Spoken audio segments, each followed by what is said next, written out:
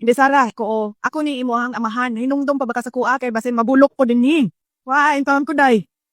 Anak ko, sige ka, ginatrabahoan na namo. Kada adlaw.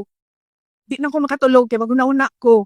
Unsaon ko ni plak kidnap dito sa Hague. Nya, nangutan ko sa iya ha. Doon na ba kay mga gibati? 80 anyos na ba ya in down to siya? Uy, sakit na yung tuhod, sakit na yung likod, mga anak, mga gibati sa mga senior citizen. Anak ko, kantong sakit sa imong uno, kanang imong bikong sa tiil, ko ireklamo na sa doktor na baka gibati. So, ako gibati, pero sakit ang ako ang dughan. Nagsakit ang ako ang kasing-kasing. Sakit mong kasing-kasing, ing na ang doktor dingha, na ay doktor dingha gabantay sa hospital. Ing na siya nga nagsakit imong dughan. Nga na siya nagsakit akong dughan kay namawala ako ang mga girlfriend.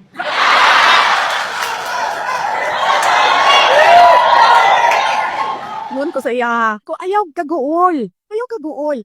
Suntian ta ka, na ay duha ka girlfriend mo dingha nasa gawas sa kulong naggahulat nga makagawas ka. Ingko gaaway pagadi sila kung kinsay pwede mo sulod o mabisita nimo. Tinuod ka dai. Tuo lagi. Naa dingha. Ipamanlan pa nako. Naa sa kuan, naskuan. Nya ningon siya. Ni apil mo kang mama sa ilak away sa ako aday. Ko sayahan wala kong mama tiguan na daw ka o chitaan niya sa daw ka. Di nga daw siya nimo.